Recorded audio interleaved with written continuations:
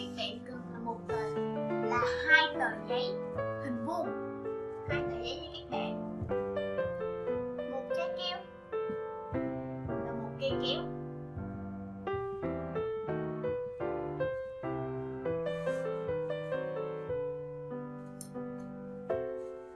Thì đầu tiên chúng ta sẽ gấp đôi tờ giấy lại, 2 tờ mình đều sẽ gấp giống nhau nha. Rồi mở ra và gấp ngang như thế này.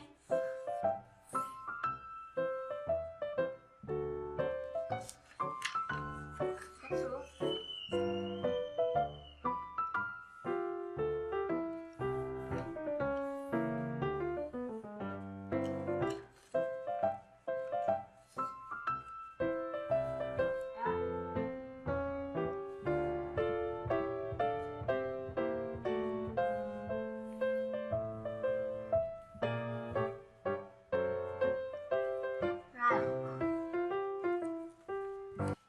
Bây giờ mình sẽ để nó qua như thế này.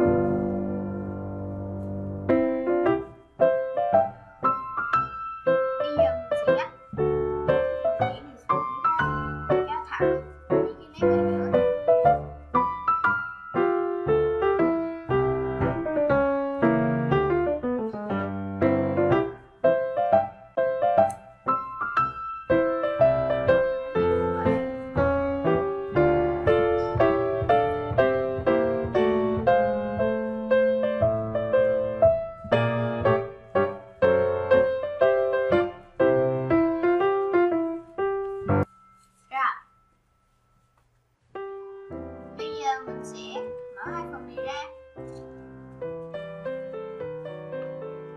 mở phần bên trong và điền nó xuống.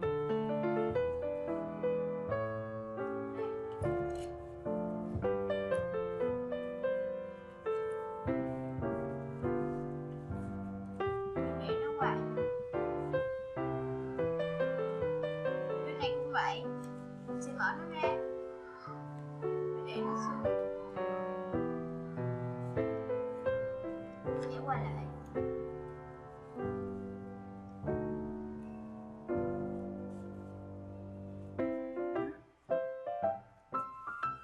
và lật qua đằng sau, mình cũng sẽ làm giống cái mặt kia.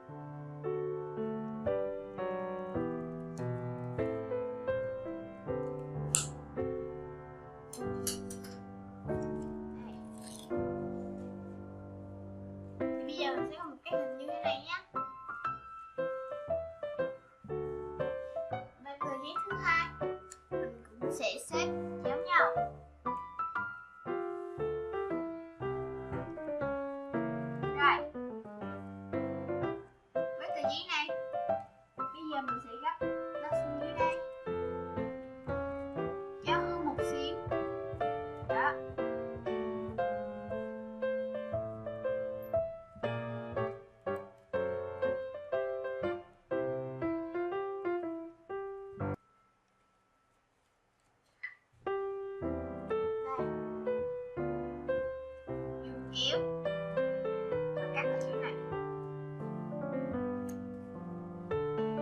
hai bên luôn.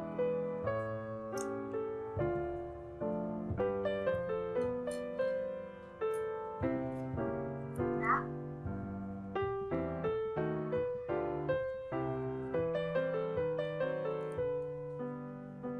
Bây giờ mình sẽ mở nó ra lại.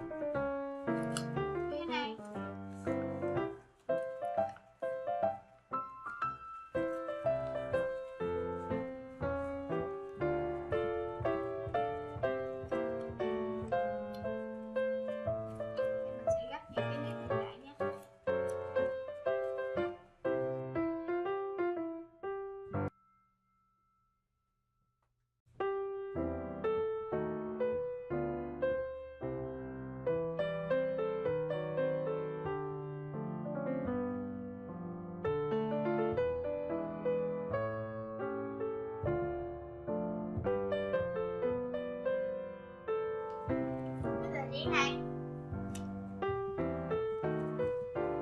Đây. Bây giờ mình sẽ mở nó ra.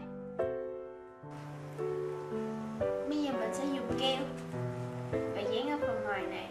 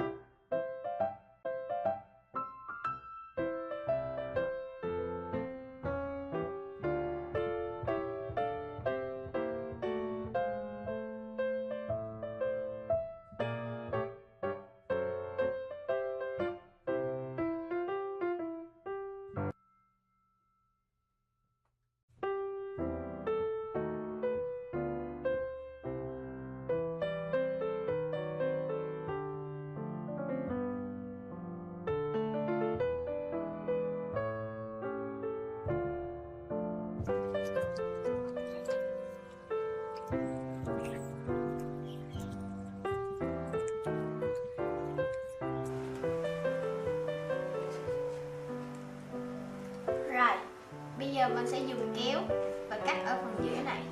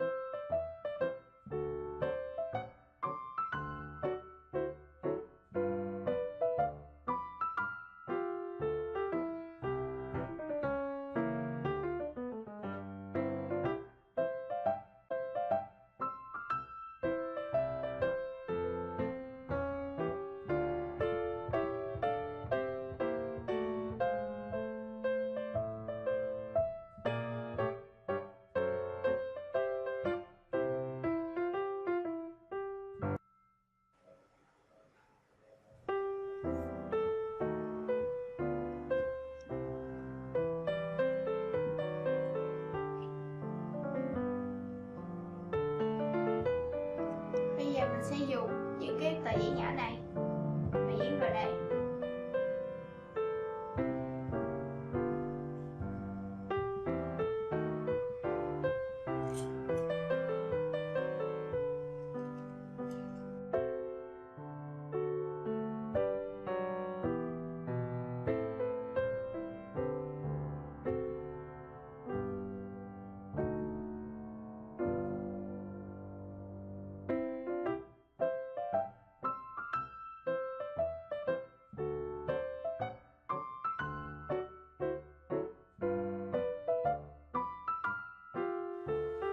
Bây giờ mình sẽ dùng một tờ giấy dày như thế này, nó sẽ vừa với phần nhỏ đây.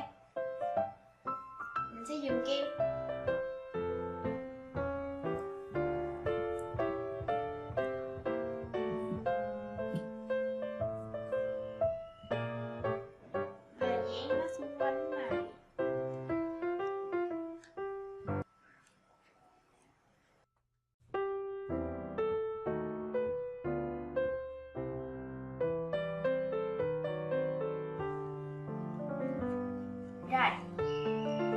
giờ mình sẽ bẻ cái phần dưới này lên cho nó cong như thế này.